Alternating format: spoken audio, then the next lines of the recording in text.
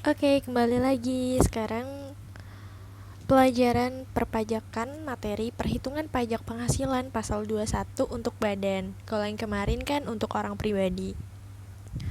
Oke, pengertian pajak penghasilan menurut pasal 1 Undang-Undang Nomor 7 Tahun 1983, pajak penghasilan merupakan pajak yang dikenakan terhadap subjek pajak atau atas penghasilan yang diterima atau diperoleh dalam 1 tahun pajak.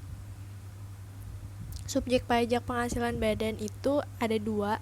Pertama, wajib pajak badan dalam negeri dan wajib pajak badan luar negeri, di mana itu badan tidak didirikan atau tidak berkedudukan di Indonesia, menjalankan kegiatan usaha melalui BUT di Indonesia, serta menerima penghasilan dari Indonesia tidak dari menjalankan usaha melalui BUT di Indonesia.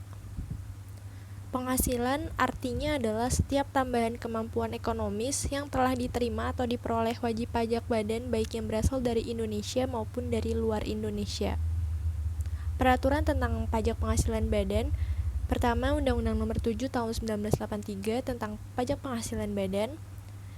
Kedua, Undang-Undang Nomor 36 Tahun 2008 tentang perubahan keempat atas Undang-Undang Nomor 7 Tahun 1983 tentang pajak penghasilan. Dan yang ketiga, Peraturan Pemerintah Nomor 46 Tahun 2013 tentang pajak penghasilan atas penghasilan dari usaha yang diterima atau diperoleh wajib pajak yang memiliki peredaran bruto tertentu. Selanjutnya, mekanisme perhitungan PPh badan dan BUT. BUT adalah badan bentuk usaha tetap. Nah, istilah dalam perhitungan PPh badan dan BUT. Yang pertama ada peredaran bruto, yaitu seluruh penghasilan yang diterima baik orang pribadi maupun badan. Selanjutnya ada PKP, penghasilan kena pajak, yang artinya laba bersih yang diperoleh dalam 1 tahun pembukuan setelah diperhitungkan rekonsiliasi fiskal. Kemudian ada norma penghitungan penghasilan neto. Perhitungan pajak penghasilan badan dan BUT, dasar pengenaan pajaknya itu PKP, di mana PKP rumusnya sama dengan penghasilan neto atau penghasilan neto fiskal dikurang kompensasi kerugian fiskal, atau bisa juga penghasilan bruto dikurangi biaya yang diperkenankan Undang-Undang PPh. Selanjutnya, cara menghitung PKP adalah penghitungan besarnya penghasilan neto bagi wajib pajak dalam negeri badan dan bentuk usaha tetap dapat dilakukan dengan dua cara, yaitu menggunakan pembukuan dan menggunakan norma penghitungan penghasilan neto.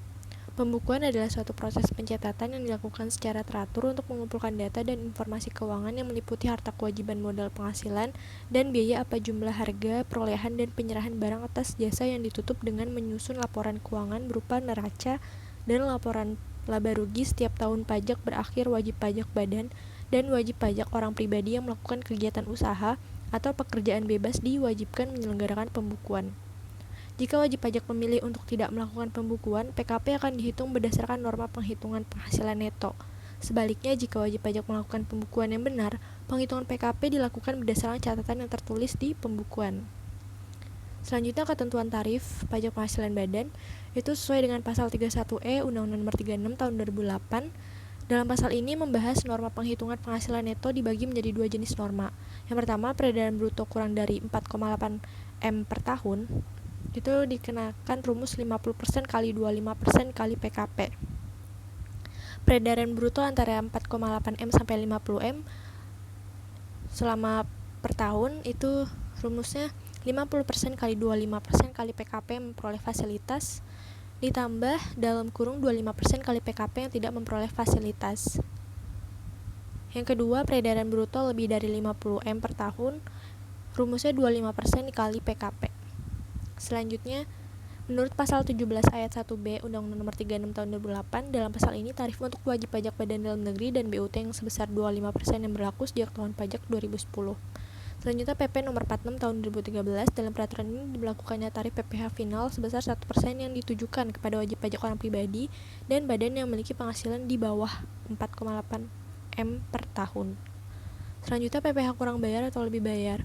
Berdasarkan Undang-Undang Pajak Penghasilan Pasal 29, jika pajak yang terutang untuk suatu pajak ternyata lebih besar daripada kredit pajak, maka kekurangannya pembayaran pajak yang terutang harus dilunasi sebelum SPT tahunan PPh disampaikan. Sedangkan pajak penghasilan lebih bayar terjadi jika pajak yang terutang untuk suatu tahun pajak ternyata lebih kecil dari jumlah kredit pajak, maka setelah dilakukan pemeriksaan, kelebihan pembayaran pajak dikembalikan setelah diperhitungkan atau dikompensasikan dengan utang pajak tahun berikutnya.